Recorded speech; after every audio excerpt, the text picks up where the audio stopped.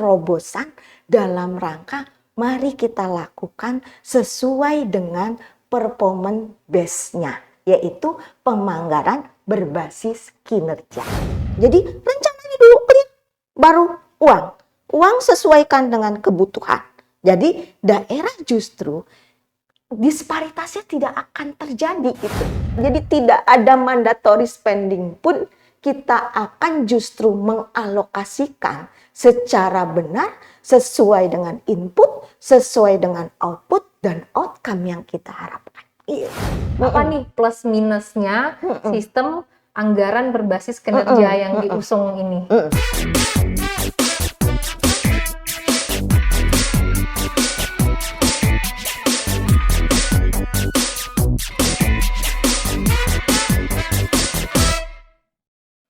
Hai Healthies, Kementerian Kesehatan Podcast hadir kembali bersama saya Mega Febrianora. Nah, kita masih membahas isu yang paling hangat seputar rancangan Undang-Undang Kesehatan, yakni topik tentang mandatory spending. Nah, karena topik ini sangat menarik dan selalu ditanya-tanya di seluruh platform sosial media, baik itu TikTok, Instagram, Twitter, dan juga WhatsApp group. Nah, saya langsung nih ngadirin pakar ahlinya, yakni Kepala Pusat Kebijakan Pembiayaan dan Desentralisasi Kesehatan atau kita kenal sebagai Pusjak PDK, Dr. Yuli Varianti MPit. Selamat pagi, Bu Yuli. Pagi, Dr. Mega. Apa kabar? Alhamdulillah, sehat. Sehat ya. Oke, Sehat. terima kasih nih sudah hadir di podcast kita. Ya. Ibu, saya mau bertanya tentang Siap. pertanyaan yang akan mungkin most frequently asked question dari orang-orang. Kenapa nih mandatory spending dihapuskan? Yes. Bismillahirrahmanirrahim. Dr. Mega, ini pagi ini saya rasa saya bahagia sekali karena ini adalah momen yang barangkali penting kita menjelaskan supaya clear. Tidak ada kekhawatiran bahwa nanti pembiayaan pendanaan transformasi di dalam RUU tidak akan jalan. Tidak, gitu. Jadi kita telah melakukan atau telah mengamati. Kami dari pembiayaan telah berkoordinasi dengan Kementerian Keuangan, Kementerian Dalam Negeri, melakukan beberapa evaluasi. Semenjak mandatory spending itu dari 2009, Undang-Undang 36, itu dilaksanakan. Kita terus melakukan evaluasi. Karena kita lihat kenapa uang itu telah didistribusikan cukup sesuai dengan mandat dan kewajiban pemerintah. Itu sesuai Undang-Undang 36, 5, 10%. Tetapi kenapa outcome-nya itu hanya stuck, berada di posisi yang tidak maju gitu. Kita lihat apa yang terjadi. Yang pertama, bahwa anggaran itu sudah dimandatkan 10. Jadi anggarannya dulu keluar. 9 misalnya, si X kabupaten mendapat 1 miliar. Gitu. 1 miliar tersebut dia dapatkan uangnya dengan bergantung kepada kapabilitas SDM, bergantung kepada penyesuaian dalam rangka perencanaan penganggaran. Kalau tidak pas, maka uang yang tadi di atas akan menghasilkan hasil yang sedikit. Gitu. Artinya adalah piramidnya ada di atas, dikasih uang banyak, hasilnya itu cuma sedikit. Kita kasih contoh. Saya pernah melihat kita dievaluasi, kalau kita bicara 10 artinya 5% pusat, 10%. Ada yang namanya tagging belanja kesehatan. Itu dikelompokkan, berapa sih 10%, pemanfaatannya digunakan apa. Setelah kita lihat, contoh, ada dana kemarin Pak Presiden juga sudah mengatakan clear sekali, dan itu benar apa yang dikatakan oleh Bapak, bahwa dana tersebut hanya digunakan stunting saja, tidak langsung. Jadi banyak rapat koordinasi, bahkan di puskesmas ada anggaran yang digunakan untuk membuat pagar dan lain-lain.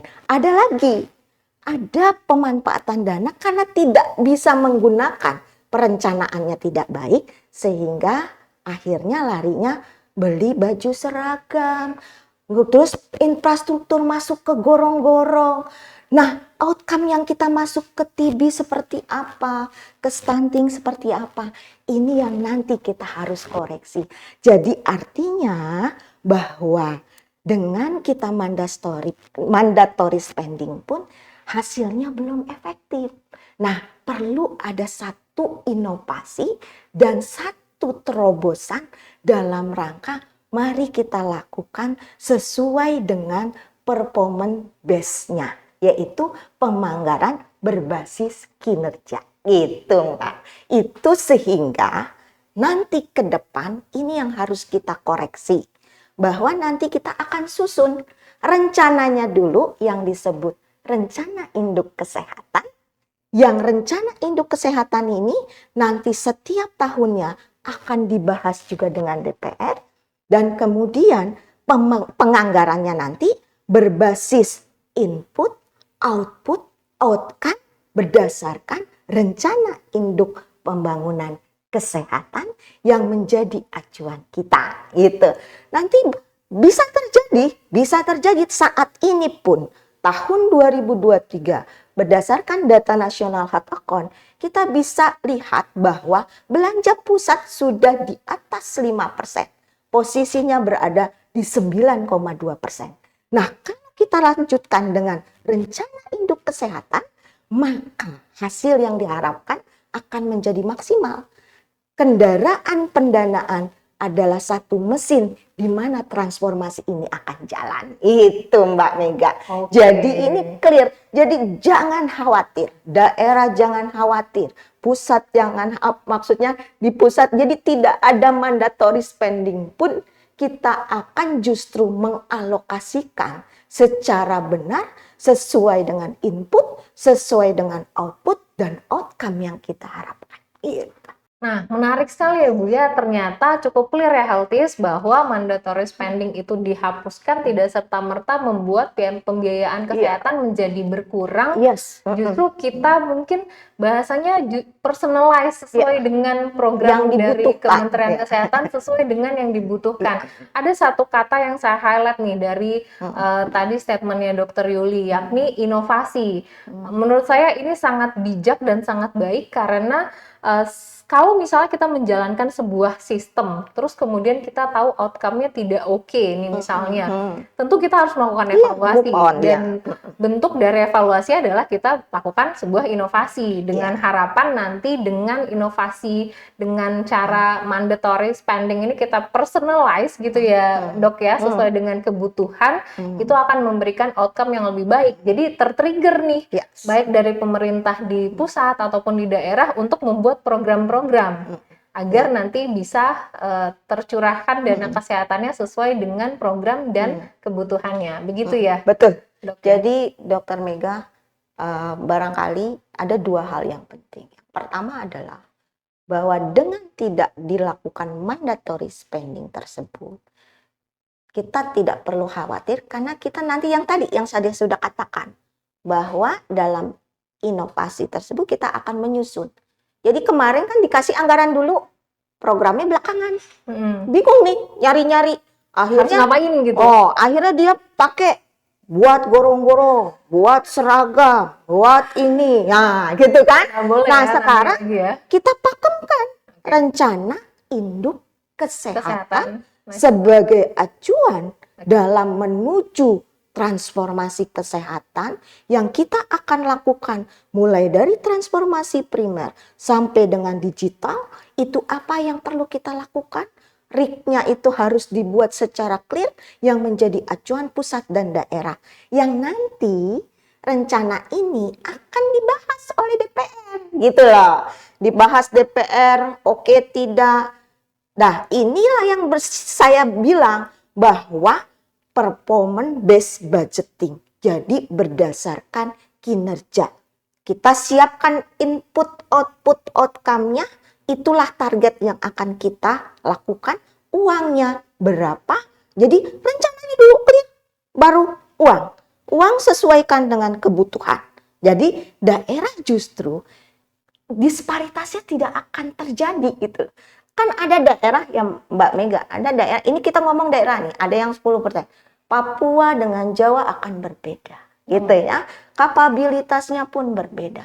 Oleh karena itu, karena tidak punya kapabilitas yang sama, kita harus bikin pedoman. Nah, ke depannya kita akan susun yang namanya rencana induk kesehatan sebagai acuan nanti ke depan untuk kita menghitung anggaran sesuai kebutuhan dan berbasis kinerja. Itu Mbak Mega. Nah, bagus sekali Yes. penjelasannya. Mungkin ini juga kemudian akan ditanyakan lagi sama masyarakat. Apa nih plus minusnya sistem anggaran berbasis kinerja yang diusung ini? Plus minusnya, plusnya itu tadi berdasarkan kinerja. Yang kedua, dihitung sesuai dengan kebutuhan. Ya.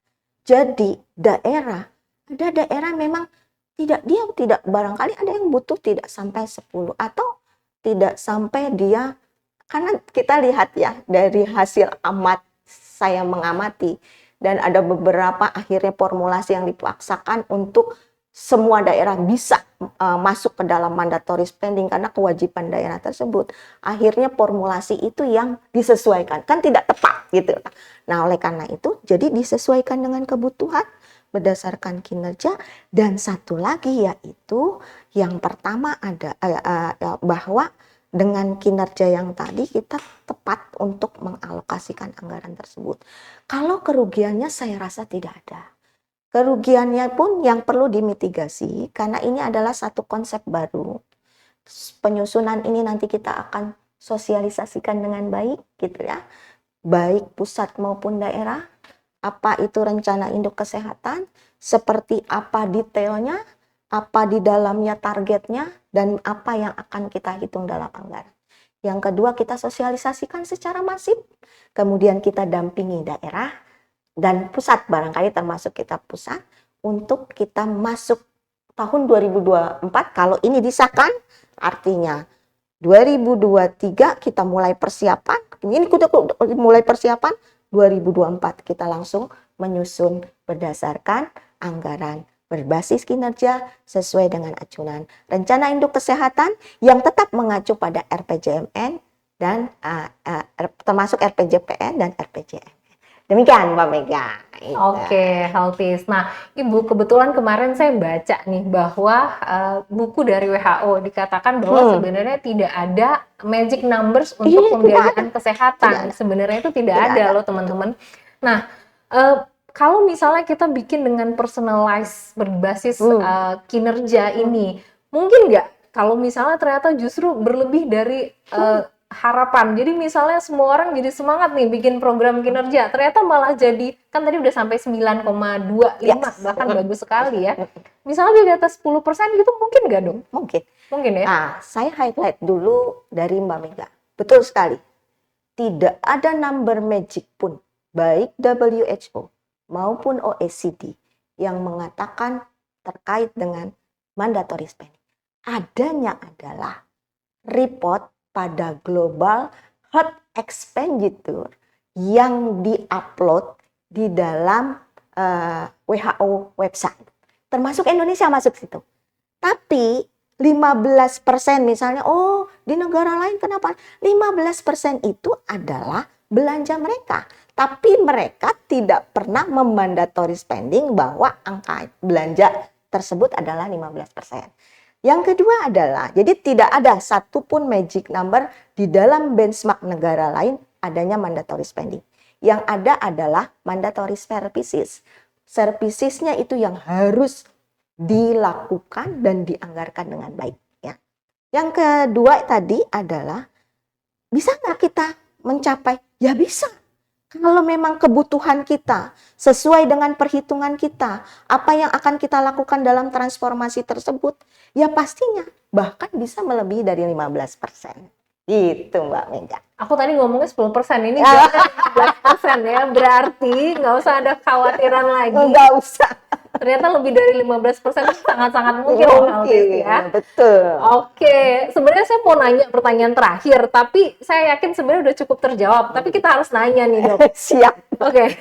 Jadi kekhawatiran mandatory spending ini dihapuskan. Hmm. Banyak yang khawatir bahwa nanti transformasi sistem kesehatan yang digaungkan oleh Bapak Menteri Kesehatan 6 pilar ini jadi tidak berjalan dengan baik. Nah, coba dijelaskan Bu. Sebenarnya kita udah bisa ya menjawab sebenarnya ya. Tadi udah bisa. Butuh konfirmasi dari ahlinya langsung. Ya, siap. Saya rasa Dokter Mega udah bisa menjawab summary atau dari yang saya sampaikan. Pastinya dengan kita transformasi kesehatan tersebut, kita kan dua tujuan. Pak Menteri concern sekali terhadap dua tujuan, dan ini menjadi tugas dari Bapak Presiden kepada Pak Menteri, lakukan transformasi kesehatan dengan dua hal, yaitu adalah perluas akses kepada masyarakat. Kembali lagi kepada masyarakat. Bagaimana akses masyarakat merasakan kesehatan, merasakan derajat, nanti akhirnya dalam mewujudkan derajat kesehatan setinggi-tingginya, kualitas layanan yang baik. Bagaimana kualitas layanan yang baik? Mulai dari kita harus menekan dari hulu ke hilir yang tingkat katastrofik tinggi dan lain. Pasti itu akan berjalan, Mbak. Dengan kita lakukan setiap pilar, apa yang kita akan tuju. Tahun ini seperti apa? Kita susun rencana induk kesehatannya. Apa pusat berbuat apa? Daerah berbuat apa? Seperti itu. Targetnya seperti apa? Nah, ini yang akan nanti mengarahkan insya Allah ini justru lebih terarah, karena dulu nggak ada pedomannya ya, guideline-nya nggak ada, udah ada duit, akhirnya bingung, ada sih bingung, ada bingung, walaupun yang ada di Renstra, ada daerah, ada di RPJM, tapi apa eksekusi ke dalam perencanaannya akhirnya tidak tepat, business as usual kembali gitu loh. Oh, perencanaan copy paste tahun kemarin inflasi ditambah sekian, jadilah satu perencanaan di tahun akan datang. Nggak ada inovasi ya, yes, akhirnya outcome-nya ya seperti itu lagi. Kita melihat TB kita masih di nomor 3, stunting kita masih penyakit tinggi, jantung masih menjadi, padahal pemerintah ngasih uang banyak sekali gitu loh. Nah, karena apa? Karena kita belum mengarahkan dengan baik. Itu. Wow, saya rasa ini penjelasan yang sangat detail, sangat menjawab benang merah dan keraguan dan juga kekhawatiran dari seluruh masyarakat Indonesia. Ini menarik sekali. Saya rasa terima kasih banyak Dokter Yuli. Ada closing statement boleh deh, soalnya ini menarik banget. Closing statementnya, terima kasih Dokter Mega, saya sudah hadir di sini. Memang saya juga senang gitu ya, memberikan satu pencerahan. Barangkali jangan khawatir dengan tidak adanya mandatory spending atau tidak adanya angka di dalam RUU, bukan berarti anggaran itu tidak ada. Justru anggaran akan tertata dan tersusun dengan rapi berdasarkan dengan rencana induk kesehatan dan berbasis kinerja. Berdasarkan input, output, dan outcome yang akan kita capai, sehingga satu hal yang kita akan capai, bagaimana meningkatkan derajat kesehatan setinggi-tingginya. Itu Mbak. Wow, amin. Semoga terlaksana dengan baik. Terima kasih banyak Dokter Yuli sudah hadir ke podcastnya Kemenkes hari ini. Amin. Terima kasih. Haltis, gimana? Udah cukup tercerahkan bukan bahwa dengan dihapusnya mandatory spending yang selama ini dijalankan bukan berarti pemerintah tidak care atau tidak concern tentang pembiayaan kesehatan. Justru ini adalah sebuah inovasi terbaru untuk membuat program-program yang dilakukan oleh pemerintah terkait kesehatan itu berjalan sesuai dengan penyebabnya dan juga sesuai dengan outcome yang kita harapkan ke depannya. Terima kasih Healthies telah menyaksikan Kementerian Kesehatan Podcast hari ini. Semoga tercerahkan, tetap tangkal hoax dengan cara mencari literatur yang tepat atau bertanya pada ahlinya. Saya Mega Febrianora, salam sehat, sampai jumpa.